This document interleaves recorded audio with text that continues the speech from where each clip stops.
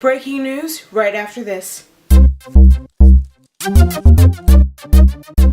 I never wear jackets. My dad bought me this and I felt the need to wear it. It feels very, I don't know, newscaster-y? Is it just me? So now that we have that story from yesterday, we're back into the nitty-gritty of it all with Criminal Minds. We're talking about the episode of Criminal Minds called To Hell and Back. It was basically about a military veteran who came back from the war and his sister was lost out on the streets. He went out to get her and then through a circumstance of events lost her out on the streets. He's convinced that a lot of other people are starting to disappear and he thinks that there might be a killer on the loose, but the police aren't paying attention to him, so he gets the FBI involved to help him out. And through several more series of events, they find this pig farm in Canada where over 80 people have been killed solely for the experiments of a quadriplegic genius and his mentally retarded little brother. And even though through the entire story they don't actually find any bodies, the only confirmation that they get that there have ever been these bodies here is because they find a huge bin just filled with old dirty shoes that they guess are the murder victims. They've guessed that the bodies have been eaten by the pigs on the pig farm. Well, this is a completely crazy story. The fact of the matter is that most of that story is actually true. In Vancouver in 1997, a passing motorist was stopped by a woman by the side of the road who was covered in blood, had one handcuff on, and was screaming bloody murder. They stopped and they said, "What the heck is going on with you? Some guy just stabbed me and I need help. I need to get to a hospital. I stabbed him back, but I don't know how close he is behind me." So they let her hop in the car, they take her to a hospital, and very soon after they arrive, the doctors of the hospital realize that they may be treating the guy who stabbed her. So someone goes over, checks his pocket, and realizes that he has the key to the handcuff that's on that woman and have the guy arrested. So they bring her in for questioning. It turns out, however, that she's a junkie, and the prosecutor is pretty sure that that does not make her a credible witness. So they collect the guy's clothes and send him back home. It wasn't until about 6 years later that everyone realized that one, not only was that guy definitely trying to kill that girl, but two, over the last 14 years, he'd also been responsible for the deaths of almost 40 women. This man was Robert Pickford, and he in fact did have a pig farm. And the storyline that Criminal Minds used of them feeding the people to the pigs is exactly the rumor that started going around as soon as they caught him. It turned out to be completely unfounded, but as far as the locals are concerned, it's complete total truth. The other thing that's different from real life versus the episode is the fact that there was no army guy trying to get the attention of the authorities to come look for his sister. In reality, it was literally every single woman of Vancouver. There were social workers and other prostitutes and just like mothers and sisters and family and friends of the women who had gone missing. And they kept saying, okay, the government doesn't care about them just because they're prostitutes. The fact of the matter is that they are women, they were human, and they were loved. And we want to find out what the heck is going on. But the police kept saying, we have no crime scene. We have no bodies. All we have is speculation that transient people who move along anyway are supposedly missing. And the fact of the matter is when you have a woman who has this particular area as her strip for 30 years suddenly disappear, that's not a, some random person who's like here today, gone tomorrow. That's a woman who is a part of the community who's for some reason disappeared. And the social workers were saying, yeah, I can't find 20 of my girls. And nobody could figure out what was happening. They actually held marches in the streets to say, look for the women of this country. They are missing. For almost 50 women who are just missing. I don't care what their job was. They're women.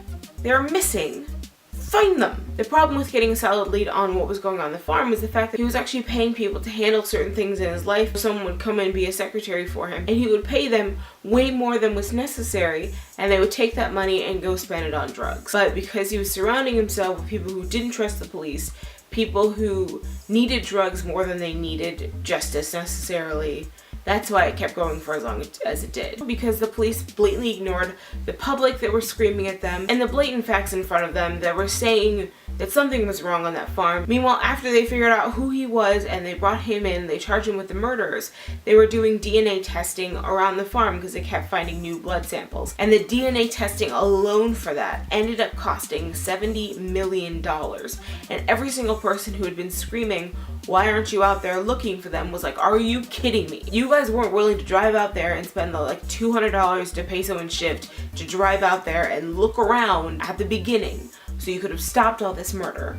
Instead, you come in behind, and rather than helping out the community that lost all these people, you're handing over $70 million to this investigation to cover your butts. Like, people were completely livid. It was just like a whole lot of this was mishandled, then this, then this, then this. Like the whole situation was just complete and total like horror show. The main thing that was the same between the reality and the fiction was how they felt. Derek Morgan even says it at one point. He basically says, I've been in the BAU for 7 years. It is so hard to believe that while I've been out there catching killers, these guys have been up here working and killing and killing and killing. It was the exact same feeling for every single cop who went up to that farm in that day in 2002. The people who had been like, oh, well, that's not possible, that someone could actually kill that many people. The evidence was right there. And they were blown away that they had let it go on for as long as they did. While on Criminal Minds, the 2 men were killed on site. In the real world, Robert Pickton was put on trial for only 6 murders. Most judges have a general feeling that juries can't handle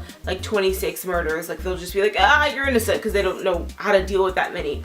So they kind of break it up into little bitty pieces.